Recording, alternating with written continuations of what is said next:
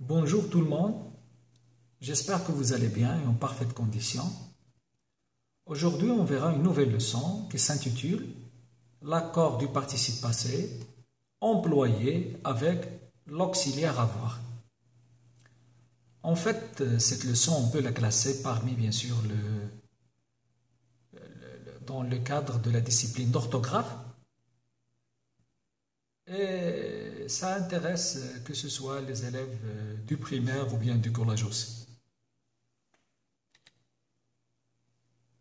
Alors, quand est-ce qu'on met l'accord du participe passé avec un COD, c'est-à-dire avec un complément d'objet direct? Et sur la dernière leçon qu'on a vue ensemble, chose que je vous invite aussi à voir. Alors, quand un verbe est conjugué avec l'auxiliaire avoir, le participe passé s'accorde avec le complément d'objet direct, c'est-à-dire le COD, quand celui-ci, c'est-à-dire le COD, est placé avant le verbe. D'accord? Exemple, j'ai vu les enfants. J'ai vu qui? J'ai vu les enfants. Alors, les enfants, c'est un COD, c'est un complément d'objet direct. On peut remplacer le complément d'objet direct ici, qui est les enfants, par un pronom personnel, complément bien sûr, qui est les. Pourquoi bien sûr les? Parce que tout simplement, le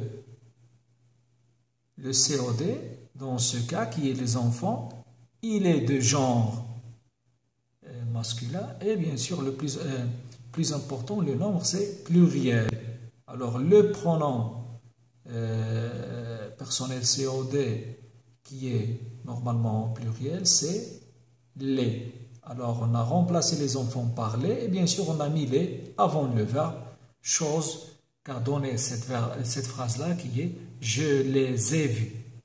Bien sûr, lorsqu'on met « je les ai vus », ici le COD, il va se placer avant le verbe. D'accord?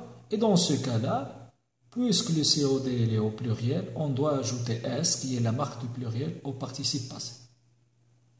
La même chose pour l'exemple suivant. Où sont mes clés? Où sont quoi?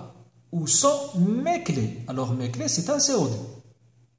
On va le remplacer toujours par le pronom personnel les. Pourquoi? Parce que c'est pluriel. D'accord? C'est un groupe nominal qui est au pluriel. Alors, de la même façon, on met les avant les verbes. Et ça donne « je les ai perdus ». D'accord? Les remplace mes clés. Je les ai perdus. On a mis ES à la fin du participe passé. Pourquoi? Parce que le COD ici, d'accord, le complément d'objet direct, il est de genre féminin. D'accord? Le nombre, c'est pluriel et le genre du COD ici, c'est féminin. On dit une clé ou bien la clé. Il arrive, ça bien sûr, on parle de l'accord du participe passé avec un pronom relatif. D'accord? Un pronom relatif. Il arrive la même chose quand s'il y a un pronom relatif avant le passé composé. Là, on doit faire l'accord. D'accord? On doit faire l'accord aussi, bien sûr, lorsqu'on a ce pronom relatif, exemple que ou bien qui, etc., avant le passé composé, c'est-à-dire avant un verbe conjugué au passé composé. Exemple, je vais poster la lettre que j'ai écrite. Je répète, je vais poster la lettre que j'ai écrite. Normalement, la même chose dans cette phrase-là. Nous avons aussi un COD qui est la lettre. Je vais poster quoi? Je vais poster la lettre. Alors la lettre, c'est un complément d'objet direct.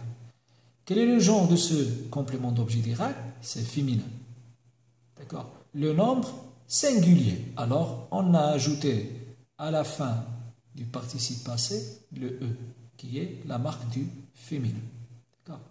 Féminin singulier, alors on a mis E à la fin du participe passé qui est écrit.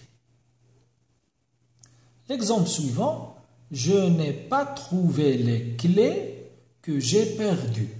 Je répète, je n'ai pas trouvé les clés que j'ai perdues.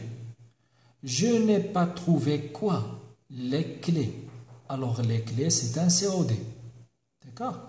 Ici, bien sûr, employé dans une phrase là où il y a un pronom relatif, d'accord, qui est que. Alors, on doit mettre à la fin du participe passé, d'accord? On doit mettre quoi? ES. Pourquoi ES?